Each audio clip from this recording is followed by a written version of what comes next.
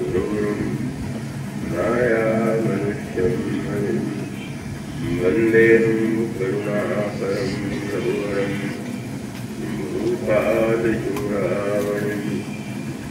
रक्तां भोजदलाभिरामनयनं सीताम्बरालङ्कृतं श्यामं वन्देऽहं कृतं मदनं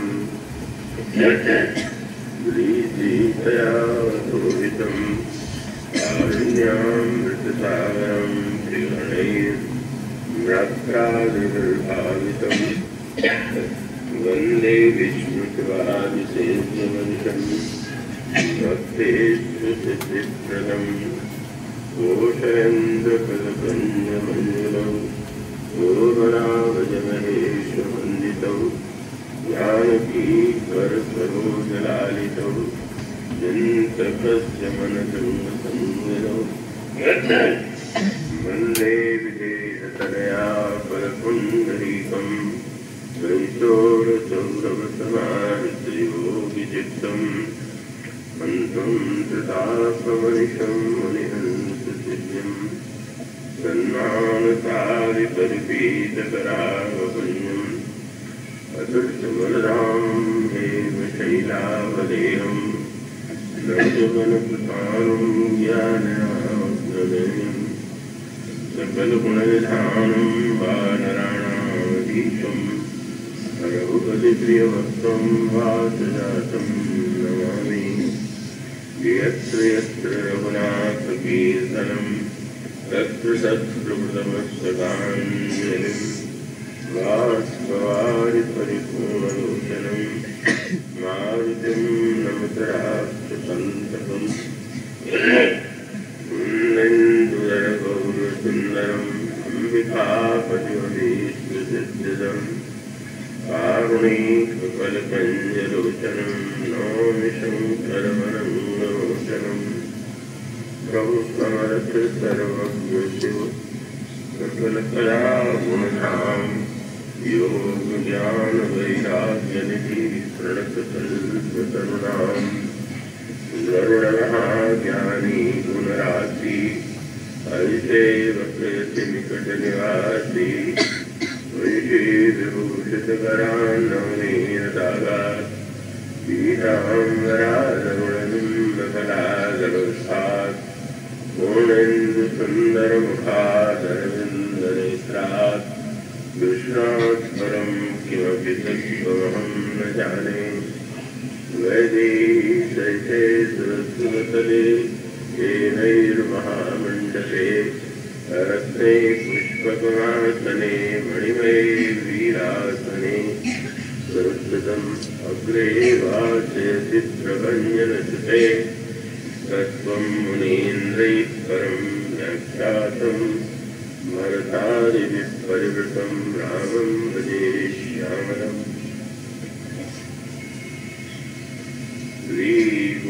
श्रीगुरुचरणसरोज निजमनमुकुरस्फुरारि वर्णं रघुवरविमलयशो योदायतु फलचारि रामचन्द्र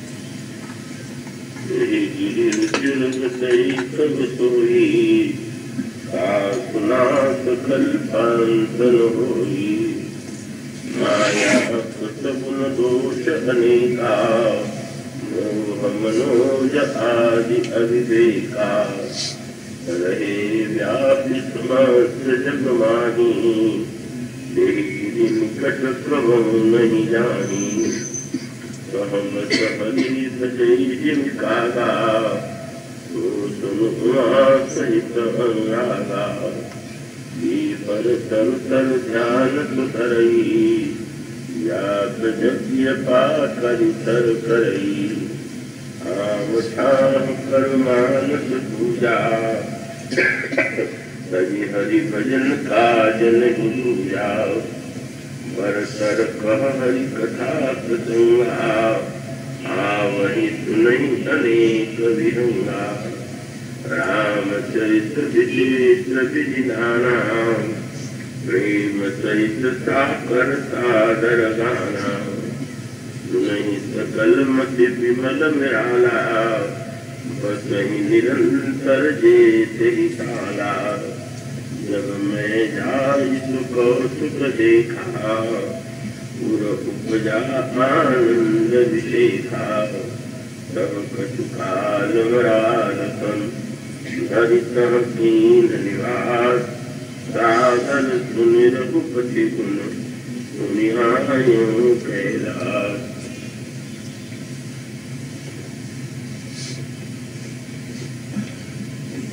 भगवत पूर्वक कथा से श्रद्धालु श्रोतागण भक्तमती देवियों, भगवान शंकर ने सती के योग में परिभ्रमण करते हुए सुमेरु पर्वत पर जो दृश्य देखा था उसी का वर्णन विभूति वहां पर सुना रहे। उन्होंने ये कहा कि सुमेरु पर्वत के 4 शिखरों पर 4 वृक्ष हैं और वह जो शून्य है वो शून्य वो अलग अलग वृक्षों का भिन्न भिन्न उपयोग करते हैं। पीपल के वृक्ष के नीचे बैठ करके वे ध्यान करते हैं। पाकड़ी के वृक्ष के नीचे उनके माध्यम से जप यज्ञ संपन्न होता है। आम्र वृक्ष के नीचे वे मानस पूजा करते हैं और वट के नीचे भगवत कथा करते हैं। दूसरे वृक्ष के संदर्भ में आपके सामने चर्चा प्रारंभ की गई थी।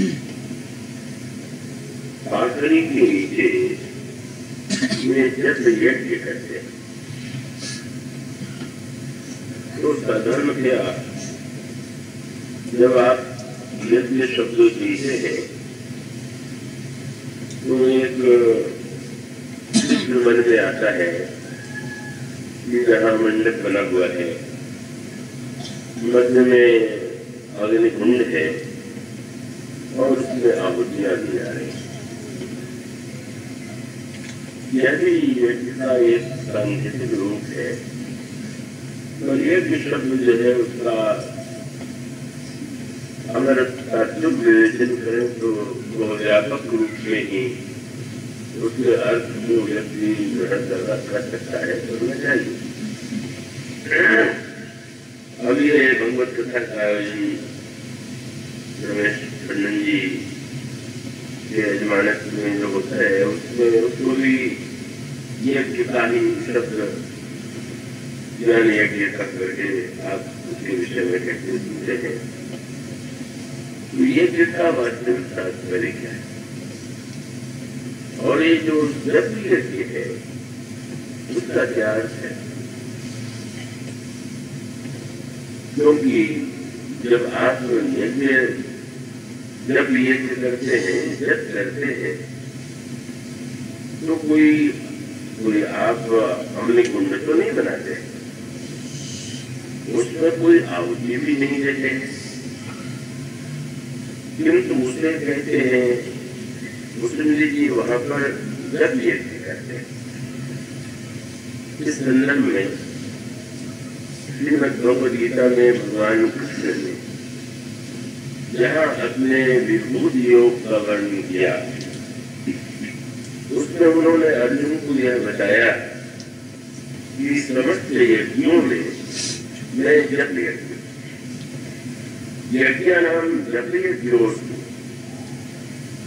और इसका अभिप्राय है कि भगवान जप यज्ञ को ही सर्वश्रेष्ठ मानते हैं और इसलिए उन्होंने कहा कि जो समस्त यज्ञ है उनमें जप यज्ञ नहीं। और जब यज्ञ शब्द पर विचार करें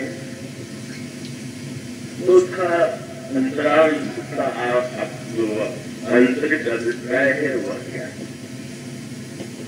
कल कथा के अंत में संक्षेप में संकेत किया जा रहा था और उस संदर्भ में सभी यज्ञ कल्याणकारी है, किंतु उन समस्त यज्ञों में जब यज्ञ को सर्वश्रेष्ठ रूप में स्वीकार किया गया, जब भगवान श्री राम का प्राकट्य श्रेष्ठ यज्ञ के द्वारा होता है, पुत्र की कामना महाराज श्री दशरथ के हृदय में है। पुत्र की इच्छा, धन की इच्छा, कीर्ति की इच्छा ये व्यक्ति के जीवन में स्वाभाविक रूप से पाई जाती है। अब इस स्थिति में एक उपाय तो है कि व्यक्ति इच्छाओं का त्याग कर ले, पर यह कहना सरल है, मनुष्य इच्छाओं का त्याग नहीं कर पाता। और सब उसकी विधि यही है कि उस इच्छा को भी हम यज्ञ के माध्यम से पूरी करने की चेष्टा करें। और यही महाराज श्री दशरथ के द्वारा हुआ। सब कुछ होते हुए भी पुत्र नहीं था। महाराज दशरथ को अभाव की अनुभूति हुई और तब वे अपने गुरुदेव के आश्रम में जाते हैं, उनके चरणों में प्रणाम करते हैं और निज दुख सुख सब गुरु ने सुनाए, कई वशिष्ठ बहुविधि समझाए। वो भगवान श्री राम महाराज दशरथ को जब उन्होंने मनु के रूप में साधना की थी, तब यह वरदान दे दिया था कि जब तुम अयोध्या में दशरथ के रूप में जन्म लोगे, तब मैं तुम्हारे यहाँ पुत्र के रूप में जन्म लूंगा। और ज्योतिष शास्त्र की दृष्टि से भी महाराज श्री दशरथ के जन्म अक्षर में, जन्म पक्ष में, जन्म कुंडली में पुत्रों का योग तो बड़ा अवश्यमाली था। अब जब महाराज श्री दशरथ ने ये कहा कि पुत्र नहीं है, तो गुरु वशिष्ठ कह सकते थे कि घबराओ नहीं, मैं जानता हूं कि तुम्हें पुत्र मिलने वाले हैं, तुम्हारे घर में 4 पुत्रों का जन्म होगा, ऐसा ज्योतिष शास्त्र का योग। ये भी गुरु वशिष्ठ ने नहीं। और उसके भी अंतराल में जाना चाहते तो कर सकते थे कि राजन तुम्हें पता नहीं है कि जब तुम पूर्व जन्म में मनु थे तो श्री राम ने जन्म लेने का वचन दिया है और वो जन्म लेंगे। इन दोनों बातों को गुरु वशिष्ठ जानते हुए भी नहीं बताते। आखिर जो ये कहते हैं कि तुम्हें पुत्र प्राप्त करने के लिए यज्ञ करना है और उस यज्ञ के आचार्य श्रृंगी ऋषि होंगे और श्रृंगी ऋषि के आचार्यत्व में वो यज्ञ संपन्न होगा, उससे तुम्हें 4 पुत्र प्राप्त होंगे। तो गुरु वशिष्ठ ने यही कहा कि धर्म धीर होई सुतचारी त्रिभुवन विदित भगत भयहारी और श्रृंगी ऋषि वशिष्ठ बुलावा पुत्र धाम शुभ यज्ञ करा। मानो कामना भी 2 प्रकार की होती है, शुभ कामना और अशुभ कामना। अब अशुभ कामना से यज्ञ का एक संदर्भ मिलता है महाभारत में। वह यज्ञ महाराज श्री द्रुपद के द्वारा किया गया था और उस यज्ञ के मूल में जो वृत्ति थी वो क्या थी? द्रुपद और द्रोणाचार्य एक ही आश्रम में विद्यार्थी थे, दोनों में घनिष्ठ मित्रता थी और द्रोणाचार्य से वो यही कहा बालक शिशु द्रुपद ने, मित्र तुम निश्चिंत रहो, मैं जब राजा बनूंगा तो तुम्हारे आधा राज्य तो मैं तुम्हें ही दे दूंगा। तो वो राज्य अंत में बड़े हुए, गुरुकुल से चले गए, विवाह हुआ, राजा हो गए। और वो बाल्यावस्था में जो मित्रता में कही गई बात थी वे भूल गए। और जहाँ द्रोणाचार्य जी बहुत दरिद्र स्थिति में जीवन यापन कर रहे थे, अपने पुत्र को दूध भी नहीं पिला रहे थे, दुर्लभ पिला पा रहे थे, और तब उन्हें अपने मित्र की याद आई। चले मित्र ने आधा राज्य लेने के लिए कहा था, आधा राज्य नहीं कुछ तो लेगा, और मित्र ने 2 पंचा नहीं दी और जब द्रोणाचार्य ने कहा कि मृत्युंजय तुम मुझे भूल गए, तुमसे हमारी बाल्यावस्था में कितनी मित्रता थी, तुमने ये वचन दिया था। तो राजा द्रुपद ने कहा कि बचपन में ऐसी बातें खेलने में की रहती है, उसका कोई अर्थ तो नहीं होता है। वो तुम और हम साथी थे, कुछ होगा मुझे उन बच्चों का जो हमारी दृष्टि में मेरा याद है, मैं कोई महत्व है। और उन्होंने कहा कि मैं नहीं चाहता हूँ कि तुम दूसरों से बताओ कि मेरी द्रुपद से मित्रता। द्रोणाचार्य अपमानित हुए। अपमानित होते होते अंत में उनकी धनुर्विद्या की विशेषता का ज्ञान जब पितामह भीष्म को हुआ, तो उन्होंने पांडवों और कौरवों की शिक्षा के लिए धनुर्विद्या की शिक्षा के द्रोणाचार्य को द्रोणाचार्य से अनुरोध किया। अब द्रोणाचार्य जी जो है राजगुरु के शिक्षक होकर के कौरव और पांडवों को शिक्षा देने लगे। और अंत में जैसे परंपरा प्राचीन काल में थी गुरु दक्षिणा देने की, तो कौरव और पांडवों ने शिक्षा प्राप्त करने के बाद गुरु द्रोणाचार्य से कहा कि आप दक्षिणा आप मुझसे मांगे, मैं क्या दूं।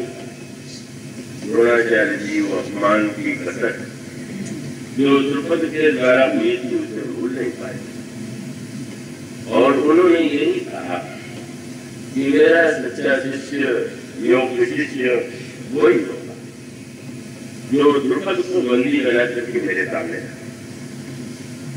किसी में सामर्थ्य नहीं थी, अर्जुन में थी, और अर्जुन ने युद्ध में परास्त ही नहीं किया।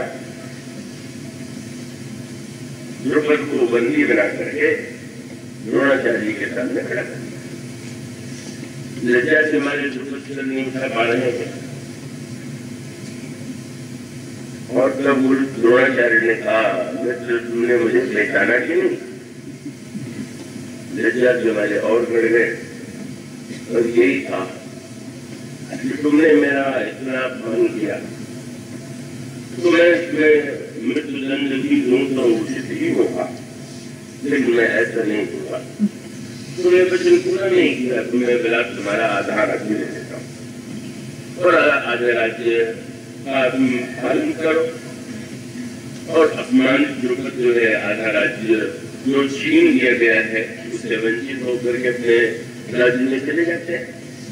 और वो अपमान की कसरत, इतना बड़ा अपमान, मुझे बंदी बना करके खड़ा किया गया, मुझे इस तरह से अपमानित किया गया सबके बीच में, मानो व्यक्ति अपनी बातें भूल करके दूसरों को ही दोष देखता है, ये दृष्टि मुझे होता है। और तब उन्होंने भी यज्ञ किया। अब वो जो यज्ञ है, यहाँ पर जो शब्द आता है पुत्र भाव शुभ यज्ञ, यह शुभ यज्ञ है जिसके द्वारा द्रुपद ने महाराज श्री दशरथ ने 4 पुत्रों को पाया। और वो अशुभ कामना से भी यज्ञ कल आपके सामने बात कही गई थी। तो मंत्र तो एक विधि है, उसका एक वैज्ञानिक क्रम है, और उस मंत्र के माध्यम से अगर कोई व्यक्ति चाहे तो अपने शुभ संकल्प भी पूरे कर सकता है और अशुभ संकल्प भी पूरे कर सकता है। तो अशुभ संकल्प द्रुपद के मन में यही था, मुनियों के पास गए, मैं चाहता हूँ कि ऐसा यज्ञ हो कि जिस यज्ञ से ऐसा पुत्र जन्म ले कि जो द्रोणाचार्य का वध कर। महाभारत तो पूरा क्रिया प्रतिक्रियाओं का ग्रंथ है, और तब अन्य ऋषि प्रस्तुत नहीं हुए। एक ऐसे मुनि थे जिनने कामना की द्रव्य की, उन्होंने आचार्य स्वीकार कर लिया, और अग्नि में मंत्र गुरु आहुति दी गई, और उस यज्ञ से ही 2 पुत्रों का, एक पुत्र और एक पुत्री का जन्म हुआ। जिन पुत्र का जन्म हुआ उनका नाम धृष्टद्युम्न, और जिस पुत्री का जन्म हुआ वह द्रौपदी। और महाभारत में द्रोणाचार्य का वध जो है अंत में धृष्टद्युम्न के द्वारा ही हुआ, ऐसी कथा।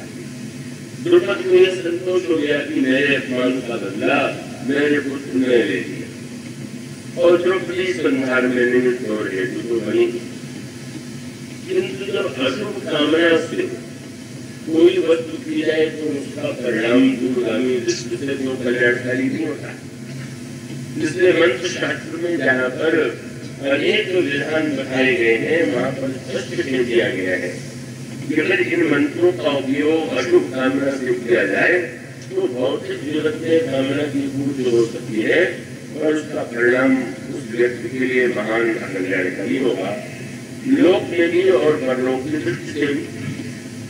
तो इसका अभिप्राय है कि व्यक्ति की क्रिया तो संपन्न हुई, यज्ञ में मंत्र शक्ति का उपयोग भी हुआ और उसके मूल में जो कामना की अशुभ थी और वो अशुभ कामना कितनी भयानक सिद्ध हुई।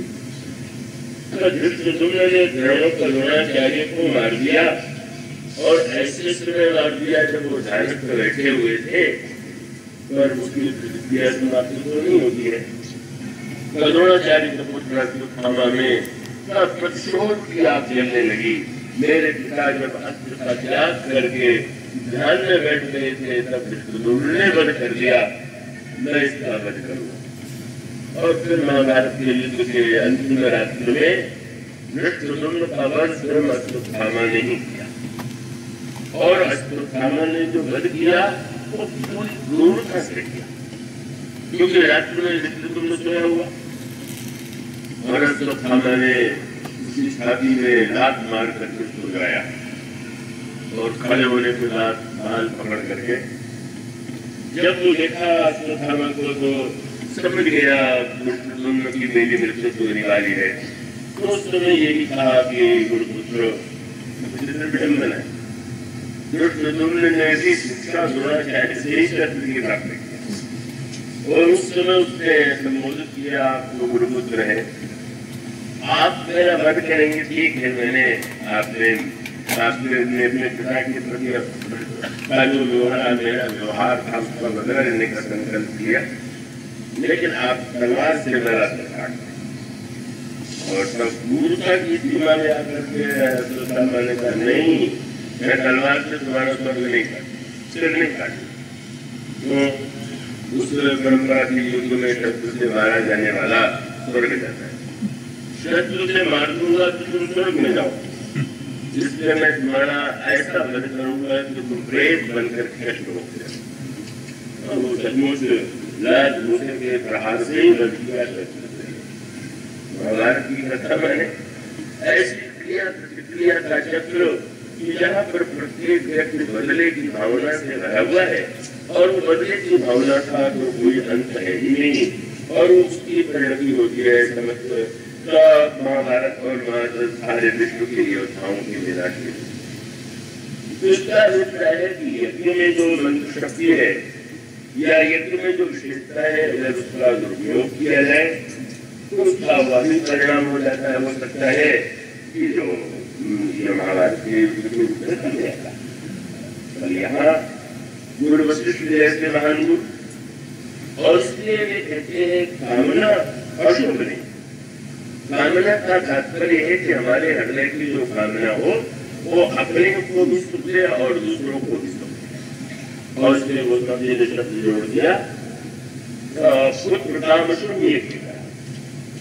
और जब मेघनाथ यज्ञ कर रहा है वहां यज्ञ के साथ एक शब्द पूरी मिलता हुआ जोड़ा, क्या मेघनाथ मत कर रही, मेघनाथ यज्ञ कर रहा है, यज्ञ कर रहा है तो बहुत अच्छी बात है।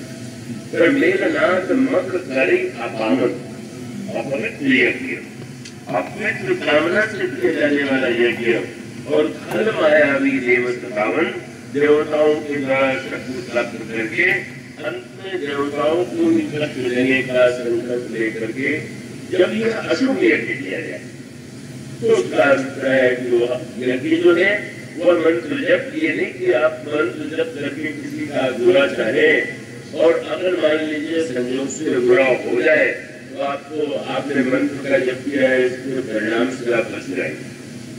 अगर सामने का अशुभ होगा तो आपको भी परिणाम में अशुभ की परिणति होगी। इसलिए करो शुभ यज्ञ, कामना हो हमारी शुभ हो, कल्याणकारी हो, मंगलमय हो, और इसलिए गुरु वशिष्ठ ने भविष्यवाणी भी कर दी और शब्द क्या कह दिया, सर्व धीर हुई है सुत चारी त्रिभुवन भेजे सारे विश्व में प्रसिद्ध हों। और एक बात ये जोड़ दिया, और भगत भय हारी, वो भक्तों का भय भी दूर करेंगे। मानो यज्ञ से कामना को जोड़ने का अभिप्राय है कि हम अपनी कामना को लोक कल्याण की वृत्ति से जोड़ करके अपनी इच्छा की पूर्ति के बाद उस पूर्ति में उसको अन्यों को भी सहभागी बना। और इसलिए जब निष्काम यज्ञ करने वाले विश्वामित्र याचना करने के लिए आए तो उस समय ममता जागृत हो गई। महाराज दशरथ ने, मैं पुत्रों को कैसे दूं, संपत्ति दे दूं, सेना दे दूं, यहाँ शक्ति प्राण दे दूं, पर राम देव तो नहीं बने गुसाई। और तब गुरु वशिष्ठ ने कहा, राजन याद है क्या मैंने कहा था पुत्र तो यज्ञ के द्वारा मिलेंगे, और भी कुछ मैंने कहा था क्या तुम्हें याद है? मैंने कहा था कि वो संसार में विख्यात होंगे और भक्तों का भय दूर करेंगे। तो घर में बंद रखोगे तो विख्यात हो जाएंगे क्या?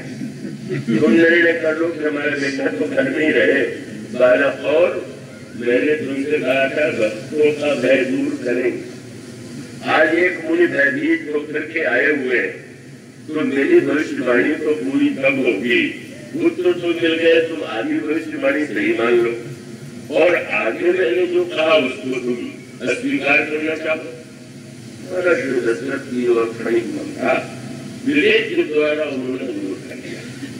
और तब आप ये देखते हैं कि अब वो अपने पुत्र जो है मेरे ही नहीं। और तब वो महर्षि विश्वामित्र के साथ पुत्रों को जो सौंप लेते हैं, तो ये भावना का अर्थ यही है कि आपने समाज में चाहे जिस तरह से जिस रूप में अच्छे प्रकार से यज्ञ के रूप में अगर किसी वस्तु को पाया है तो उसका दूसरों के कल्याण के लिए भी उपयोग करना देना चाहिए।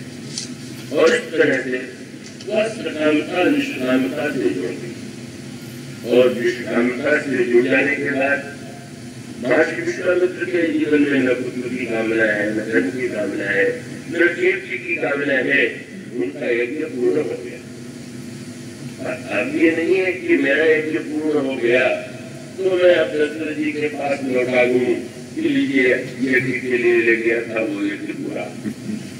उन्होंने कहा कि इस यज्ञ के पूरे होने से तुम्हारे चरित्र की सीमाएं थोड़ी समाप्त हो जाए। अभी एक और यज्ञ हो रहा है और उस यज्ञ में भी तुम्हें चलना है। और तब ये जो जनक का यज्ञ है वहां पर धनुष यज्ञ शब्द का प्रयोग किया गया। जैसे शास्त्रीय परंपरा में जिन यज्ञों का नाम है उसमें धनुष यज्ञ नाम का कोई यज्ञ नहीं।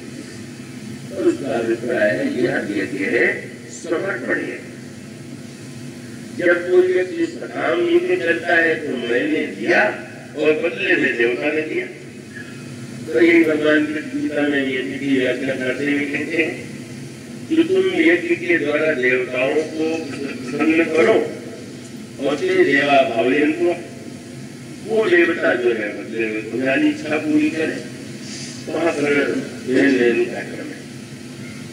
निष्काम यज्ञ में कामना न होते हुए भी निष्काम भाव से यह यज्ञ मैं कर रहा हूँ, यह भावना है। और वो उस यज्ञ से श्रेष्ठ है समर्पण है, जिसका संकेत भी भगवान राम और भगवान कृष्ण की लीलाओं में बड़ा अद्भुत भगवान कृष्ण ने जो उपदेश दिए हैं उनकी सही व्याख्या भगवान राम के चरित्र में ही आत्म है। और उसका संकेत वही है भगवान कृष्ण अर्जुन से जो अनेक धर्म की विधियां बताते हैं कैसे कर्म करना चाहिए। उसके अंत में भगवान समर्पण यज्ञ की बात कहते हैं और वो कहते हैं कि यज्ञ करोति विनश्नासि यज्ञ होसि ददासि यज्ञ तपस्यति कौन्तेय तत्कुरुस्व मदर्पण। जो भी तुम जीवन में जितने सत्कर्म करो वो सब मुझे अर्पित कर दो। अब यह जो समर्पण यज्ञ है ये निष्काम यज्ञ से भी श्रेष्ठतम है, कल्याणकारी है। और महाराज जनक के जीवन में वो समर्पण यज्ञ पूरा होता है और इस तरह से ये समर्पण यज्ञ की परिपूर्णता सामने आती है। पर इन 3 यज्ञों से जो श्रेष्ठ यज्ञ है वो कौन सा? भगवान कहते हैं गीता में यज्ञों में जब यज्ञ मैं हूं, क्या रामायण में जब यज्ञ की चर्चा नहीं है क्या? और तब इसका उत्तर क्या मिलेगा? अन्य यज्ञों में और जब यज्ञों में अंतर है। और इस दृष्टि से विचार करके देखें तो अनेक किसी भी दृष्टि से विचार करके देखें, समस्त यज्ञों से जब यज्ञ श्रेष्ठ है।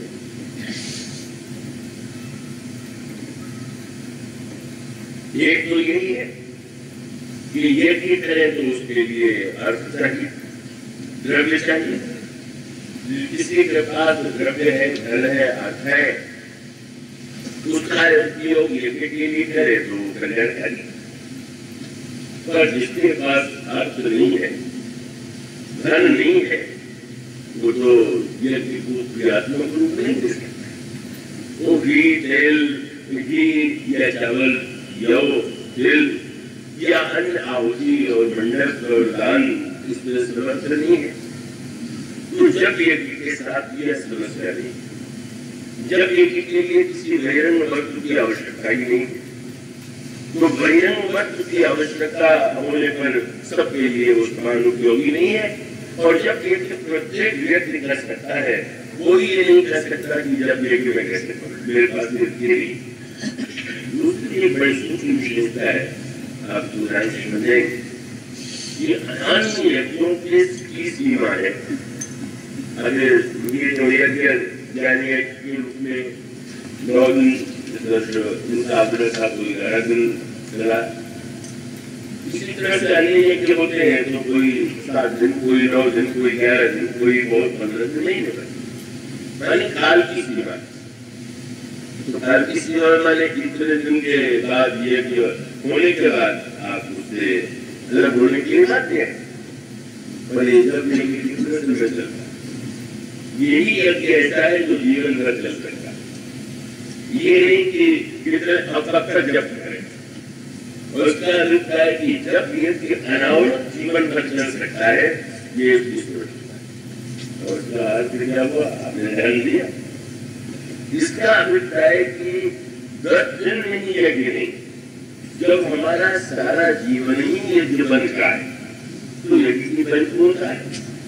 हम कुछ यज्ञ करने के बाद उसके बाद उससे अलग हो गए तो जितने दिन यज्ञ कर्म में रहे उतने दिन हमने अपना सदुपयोग किया।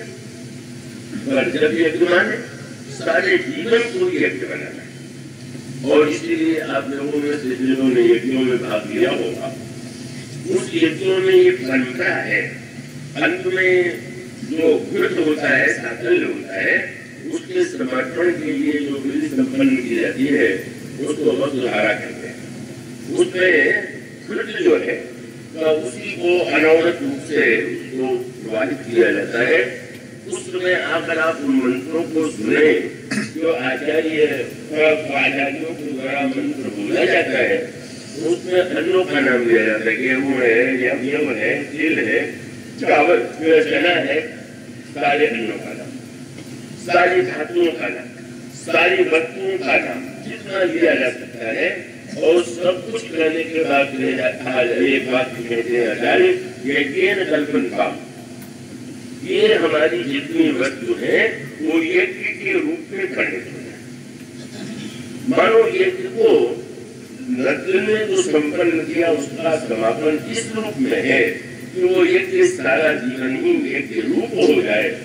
और इसलिए जब यज्ञ ही ऐसा यज्ञ है, और इसी कारण रामचरितमानस में यज्ञ की उपाधि कहानी इसके लिए दी गई। आप पढ़ेंगे बहुधा जब कहीं कोई अनिष्ट होता है तो लोग ज्योतिषियों के पास जाते हैं और वो कोई मंत्र बताते हैं ग्रह शांति के लिए, ग्रह पूजा के लिए। गोस्वामी जी ने इसको एक बहुत नया अर्थ दिया, नया रूप दिया। और वो नया रूप उन्होंने दिया इन तीनों यज्ञों के बाद। अयोध्या कांड की जो स्थिति है इसकी ओर उन्होंने संकेत। महाराज श्री दशरथ ने यह संकल्प लिया कि अब यह राज्य मैं राम को सौंपूंगा। यही यज्ञ भावना का विस्तार है। आपने जो पाया है उसको देना है, और ये देने का संकल्प जागृत हुआ। और यह जब यज्ञ जो है जो महाराज श्री दशरथ के जीवन में समर्पण यज्ञ की भावना जागृत हुई, समर्पण यज्ञ जनक का तो पूरा हो गया, पर दशरथ जी का समर्पण यज्ञ पूरा नहीं हुआ। उसको गोस्वामी जी ने एक साहित्यिक दार्शनिक भावनात्मक रूप दिया।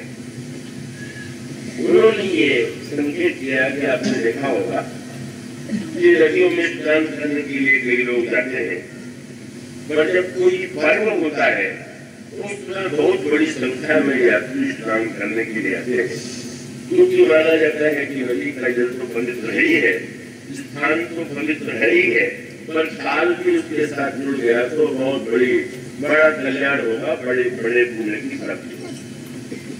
गोस्वामी जी ने कहा कि महाराज श्री दशरथ ने भी कुंभ स्नान का प्रयत्न किया, तीर्थ स्नान का प्रबंध किया, और वो क्या है, राम के राज्याभिषेक की जो तैयारी थी वही मानो एक ऐसा पर्व था कि जिसमें सबको लग रहा था कि हम धन्य हो जाएंगे। अयोध्यावासी नगर के नर नारी प्रतीक्षा कर रहे थे।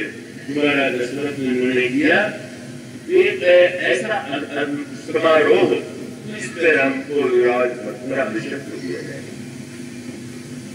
आपने देखा होगा कि जब कोई पर्व होता है तो स्नान में थोड़ा ध्यान रखना पड़ता है। स्नान के में कई डर भी होते हैं, डूब जाने का डर होता है, चोट लग जाने का डर होता है, कई घटनाएं होती हैं। गोस्वामी जी ने उसको कविता के रूप में बड़ा ही सुंदर संकेत कि कहीं पर अगर स्नान में नदी में घाट बना हुआ हो तो बिमला हो जाती, क्योंकि अगर घाट नहीं है तो सामने जल दिखाई दे रहा है।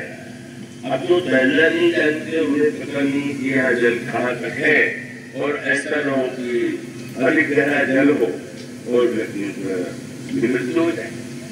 तो सीढ़ी जो है वो स्नान करने में सहायक। किसी ने कहा कि जब रामचरितमानस का निर्माण शंकर जी ने किया तो आपने क्या किया? तो वो सब जी ने कहा मैंने घाट बना दिया। सुंदर संपाद पर विरजो बुद्धि विचार ये पावन सुलभ सर घाट मनोहर चार घाट मैंने बना दिए, 7 सीढ़ियां बना दिया कि भाई आप आनंद से प्रसादों काटने की 7 सीढ़ियों से उतर करके राम कथा के जल में स्नान कीजिए। चारों घाटों में से आप जिस घाट से अपने लिए सुविधाजनक माने, एक ही घाट पर भीड़ न हो जाए और वो आकर के अलग अलग घाटों से आकर के स्नान करें। किंतु सीढ़ी जहाँ स्नान में सुविधाजनक है, असुविधाजनक नहीं हो सकती, तब सीढ़ी पर कभी कोई काई लग जाती, और काई को अगर साफ न किया जाए और आप निश्चिंत होकर के चले जा रहे हैं कि यहाँ तो सीढ़ी है, कोई डर नहीं है, और पैर सीढ़ी के उस काई पर पड़ गया तो बेचारा हो तो ऐसा फिसलेगा, वो तो मृत्यु नहीं हुई तो हड्डी तो टूट जाए। उन्होंने कहा यही हुआ। दशरथ जी ने सीढ़ी सोचा के लिए तो उनको ये लगा पहले उनके विवाह में यह वचन कैकेयी नरेश ने दिया था कि मेरी पुत्री को जो पुत्र होगा उसी को राज्य मिलेगा।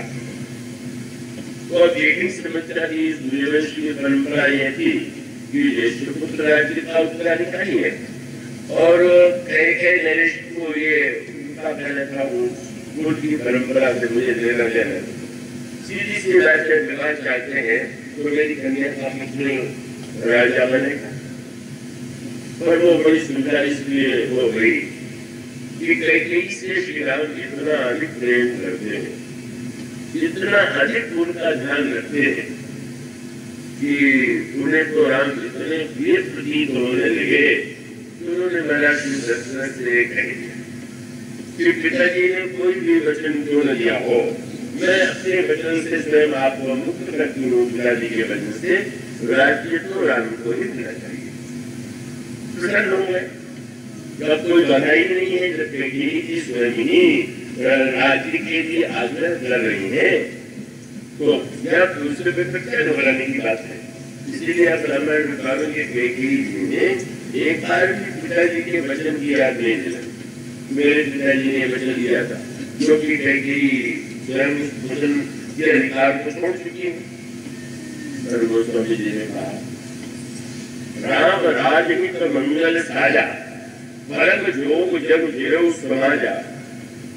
ताई लगे, ताई को उन्होंने नहीं देखा और बड़े आनंद से आज चल करके जब महारानी कैकेयी को बताऊंगा कि तुम्हारी इच्छा के अनुकूल कल मैं राम को राज्य सिंहासन पर बैठा हुआ, कितने प्रसन्न होंगे। और जब प्रसन्न होंगे तो महारानी कैकेयी से कहूंगा कि अच्छा समाचार कोई सुनाता है तो उसको पुरस्कार दिया जाता है। आप मुझे क्या देंगे। सांझ समय सानंद को कैकेयी गए और जो काई से सुने तो प्राणी बन गए। वो काई कौन से? गोस्वामी जी ने कहा, काई सुमति कैकेयी के। सुमति और कुमति सब में होती है। कैकेयी में सुमति थी तो उन्होंने अधिकार का त्याग और राम के राज्याभिषेक का अनुरोध किया, पर सुमति के साथ जो कुमति थी, उस कुमति के गड्ढे को थोड़ा गड्ढा हुआ और भी रुका है।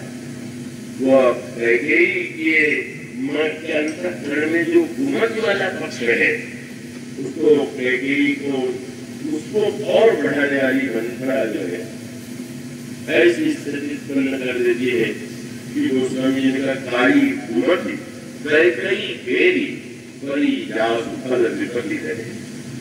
वो कैकेयी की दुर्बुद्धि की जो काई थी, जिस दुर्बुद्धि में गया और तेरा बना गया, जिस दुर्बुद्धि में स्वार्थ करता आ गई, दूसरों को कष्ट देने की वृत्ति आ गई, इतने से कैकेयी को संतोष नहीं होगा कि मेरे पुत्र को राज्य मिले।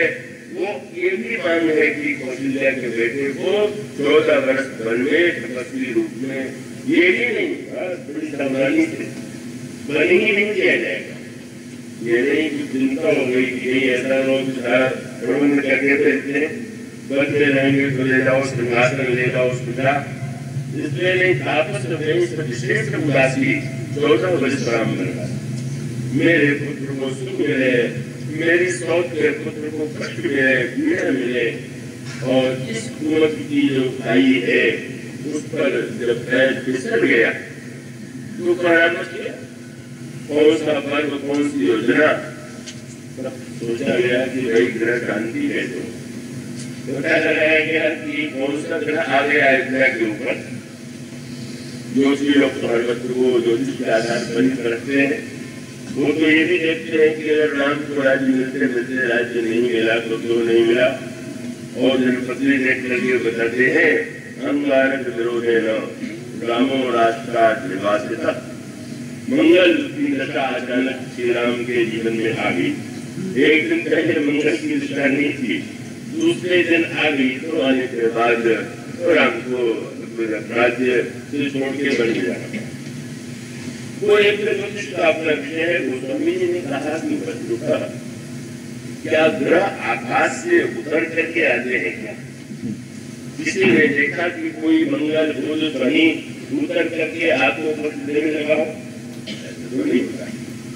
और तो बहुत सुंदर बात, ये ग्रह जो है वो व्यक्ति को जो ग्रह दशा जिसे कहते हैं, उसे केवल आप स्थूल अर्थों में ही न ले, उस ग्रह दशा को और व्यापक अर्थों में देखें। और उसका अभिप्राय क्या है? ये बहुत विस्तृत, बहुत विलक्षण विषय है। सूर्य का संबंध आत्मा से है, चंद्रमा का संबंध मन से है।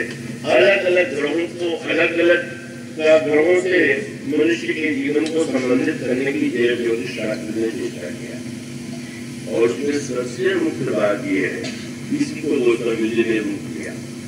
क्या गोस्वामी जी ने कहा कि वस्तुतः जिस समय बुद्धि भ्रष्ट करने के लिए मंथरा की बुद्धि भ्रष्ट हुई, मानो एक बात अच्छी तरह समझे, कितना भी कोई ग्रह आवे और बुद्धि शुद्ध बने रहे तो व्यक्ति जो है उस ग्रह दशा पर विजय पालेगा। तो बुद्धि बदलने का काम दिया सरस्वती से यह प्रार्थना तो की जाती है कि देवी बुद्धि शुद्ध कीजिए, पर देवताओं ने प्रार्थना किया कि बुद्धि को अशुद्ध कीजिए। मानो जितने स्वार्थी होते हैं वो देवताओं से यही कहते हैं कि आप चाहे जो कुछ करते हो पर मेरे विरोधी की तो बुद्धि को भ्रष्ट ही करती। तो ये जो वृत्ति है, मानो गोस्वामी जी ने कहा कि सच बात ये है कि हर हृदय दशरथपुर आई जन ग्रह दशा दूसरा दुख लाई। आगे ग्रह दशा, और वो ग्रह दशा कौन सी है? जब आगे चल करके मंत्रा देवी के संदर्भ में गोस्वामी जी कहते हैं अवध 7 जन बोली दशाओं में अलग एक शनि की 7.5 से रोकड़ा जाए। शनि की समस्या ये भी है कि अन्य ग्रह जहाँ उनकी गति धीमे है वहां पर शनि सबसे धीरे चलने वाला ग्रह है और शनि को एक राशि पार करने में ही 2.5 वर्ष लग जाते हैं। और वो जिस चंद्रमा की जिस राशि पर आता है 2.5 वर्ष पहले 2.5 वर्ष बाद में और जहाँ आवेगा वहाँ 2.5 वर्ष, इस तरह 7.5 वर्ष तक शनि अगर आ जाए तो व्यक्ति को बड़ा कष्ट देता है, ऐसी मान्यता है। पूछा गया यहाँ कौन सा शनि है? वो ज्योतिष शास्त्र में शनि के अनेक नामों में से एक नाम है मंत्र, धीरे चलने वाला। तो वहां तो मंत्र था ही, यहाँ भी मंत्र निकला है। मंत्रा का भी अर्थ है जो धीरे धीरे चले, और वह जो मंत्रा है वो 7.5 ले आकर के कैकेयी जी की बुद्धि को भ्रष्ट कर देती है। बुद्धि भ्रष्ट करने के बाद तो उस समय चारों ओर शोक छा गया, फिर चारों ओर का साम्राज्य तो व्याकुल है। ऐसा लगता है कि जितने अयोध्यावासी हैं वो प्रेरित हो गए हैं। चारों ओर ऐसा विभक्त वातावरण कैकेयी की दुर्बुद्धि ने बना दिया और तब ग्रह शांति की आवश्यकता। तो ग्रह शांति का एक रूप तो बहुत जो सरलता से आप लोग प्रयोग करते होंगे, तो मैं जानता हूँ, मैं प्रवचन में देखा करता था कि वो जो कर्मकांड होते थे तो कर्मकांड में गोदान का बड़ा महत्व है। तो गोदान को बड़ा पवित्र मान करके गोदान हो तो बड़ी अच्छी बात है। पर लोका वो जो यजमान होते थे वो 100 रुपया देते थे पुरोहित जी को, इसको गोदान समझ ली और वो भी गोदान का मंत्र बोल करके गोदान स्वीकार कर लेते थे। ऐसे प्रकार से अपने आप को ही धोखा देना है। सीधे से कहिए ना कि आप 100 रुपया दे रहे हैं, आप यज्ञ में अलग से बोल रहे हैं कि हम गोदान कर रहे हैं, तो गाय का दाम भी आपने ऐसा लगाया है कि दाम में कहीं पर कोई वस्तु ही प्राप्त करो। ग्रह शांति का जो स्वरूप है बड़ा व्यापक है और उसका अभिप्राय क्या है? तो शांति का अभिप्राय है हमारा मन, हमारी बुद्धि, हमारा चित्त, हमारा वातावरण जो है वो हमारे जीवन को तो कष्ट में डालने के लिए प्रेरित करता है। इसी रामायण में आया हाथ दंड काउन मारा, हाथ डंडा लेकर किसी के पीछे नहीं दौड़ता है, तो क्या करता है? दंड काउन मारा, हरण धर्म बल बुद्धि विचार। और मंदोदरी ने रावण से ये आपकी बातें सुन करके हमें ये समझ ली क्या? मंदोदरी ने रावण को समझाने की चेष्टा किया, आपको सीता जी को लौटा देना चाहिए, श्री राम की भक्ति करना चाहिए। और जब रावण ने मंदोदरी के उपदेश की व्याख्या किया तो मंदोदरी ने रिपीट किया। उसने यही कहा कि मंदोदरी जब तुम राम की प्रशंसा करने लगे तो मुझे तो बोला, और जब तुमने राम के विराट रूप का वर्णन किया तो मैं समझ गया यह उस अयोध्या वाले राम नहीं, मैं ही जो राम हूँ, ये मेरे वर्णन तुम कर रहे हो। जानो प्रिया तो चतुराई, ये भी कहूँ मोर प्रोताई। श्रुतय प्रिया प्रसाद है माना, जब जो ठाकुर मोहि समाना। तब मन दो दरी मन में अस्त ठहरो, ये काल बस मति ब्रह्म। इतने बड़े पंडित रूप के इतना उच्चारण लगा रहे हैं, तब सीधे कह दिया काल दंड गए काऊ न मारा, हरे धर्म पर बुद्धि विचारा। निकट काल जी आवत साई, मध्य भ्रम हो तो तुम्हारी नहीं। जिसके निकट काल आता आपकी तरह बुद्धि भ्रष्ट होती है। आपको राम नहीं मारेंगे, आपकी बुद्धि की भ्रष्टता आपका विनाश करेगी। तो शांति का अभिप्राय ये नहीं कि थोड़ी सी दक्षिणा दे दिया पंडित जी को और पंडित जी से कह दिया कि हमारे ग्रह की शांति के लिए आप जब कर लीजिए, आप दक्षिणा दें, बहुत अच्छी बात है। आप जान दें, बहुत अच्छी बात है। पर ग्रह की शांति के लिए तो आपको बहुत कुछ करना होगा, और वो केवल आपसे पूरा नहीं होगा। इसलिए लिखा हुआ है राम राज्य तो हुआ नहीं, और राम राज्य नहीं हुआ, साढ़े साथी की आ गई 14 वर्ष के लिए बंधु मनो, एक साढ़े साथी नहीं, 2 साढ़े साथी। इसका अभिप्राय एक मंथरा हो गई। अब 2 साढ़े साथी अगर आने वाली है तो वह शांति है। और तब गोस्वामी जी ने कहा कि तब एक यज्ञ किया गया। जब यज्ञ किया गया, जब यज्ञ को सकाम निष्काम समर्पण यज्ञ की एक श्रेष्ठ यज्ञ बताया, तो उनका यज्ञ हुआ।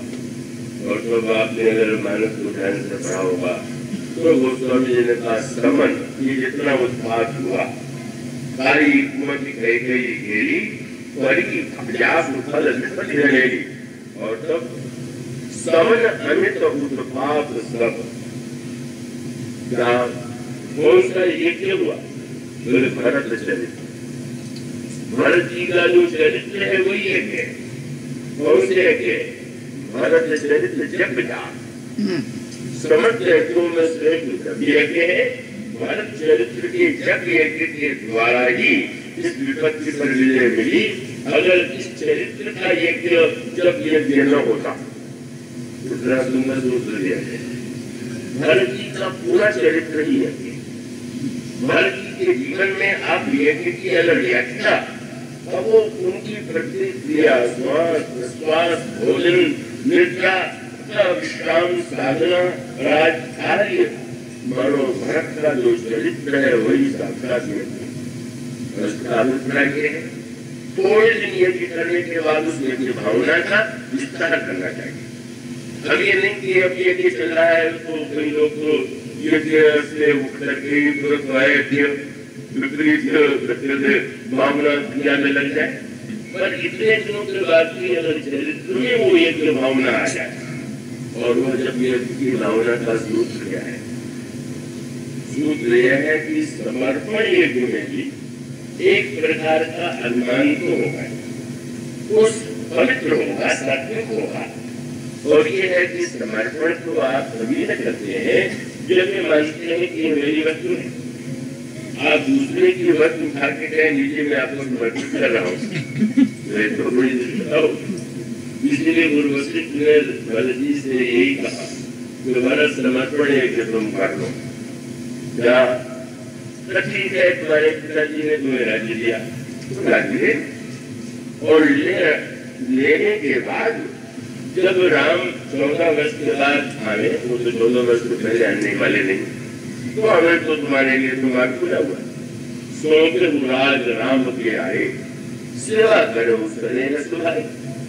तुम राम को राज्य समर्पित कर देना और सेवा करना समर्पण यज्ञ सर्वश्रेष्ठ है, वो तुम करो। और भरत जी उससे आगे जब यज्ञ माने, याद रखिए, जब की पराकाष्ठा तब है जब आपको लगने लगे कि मैं जब नहीं कर रहा। जब करने की वृत्ति छोड़ करके जब होने लगे, ये बड़ा कठिन कार्य। जब ये कब बनेगा? जब तक आपको लगेगा कि मेरी माला है, मैं इस मंत्र का जब इतनी संख्या में कर रहा हूँ, प्रारंभ में वही हो, आप वहीं से प्रारंभ कीजिए। पर अंत में स्थिति वो आनी चाहिए कि जहां पर बड़ी मीठी बात तुलसीदास जी ने कही। उन्होंने कहा कि आपकी जिह्वा जो है वो बन जाए कमल और भगवान का नाम बन जाए भौरा। अब उल्टी हो गई बात, मन को भौरा बना के भगवान में लगाना चाहिए, चरणों में, ये नहीं। जन मन मंजू पंच मधुकर, जो जप करने वाले का मन है वही मानो कमल है और भगवान का नाम भौरा।